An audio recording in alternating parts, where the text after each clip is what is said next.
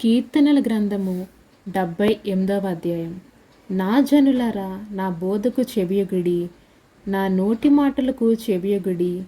నేను నోరు తెరిచి ఉపమానము చెప్పేదను, పూర్వకాలపు గూఢవాక్యములను నేను తెలియజెప్పేదను.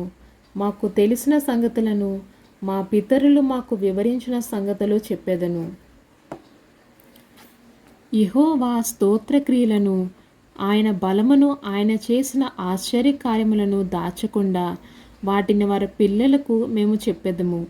రాగల తరములలో పుట్టబోవ పిల్లలు దాన్ని నెరుగునట్లు, వారు లేచి తమ పిల్లలకు దాన్ని వివరించునట్లు, వీరును దేవుని యందు నిరీక్షణ గలవారై దేవుని క్రియలను మరొకయుండి యథార్థ హృదయములు కాక దేవుని విషయమై స్థిర మనస్సు లేనివారై తమ పితరుల వలె తిరగబడకయు మూర్ఖతయు తిరుగుబాటు గల ఆ తరమున పోలి నుండకయు, వారు ఆయన ఆజ్ఞలను గైకొనినట్లు ఆయన యాకోబు సంతతికి శాసనములను నియమించెను, ఇశ్రాయేలు సంతతికి ధర్మశాస్త్రము అనుగ్రహించెను.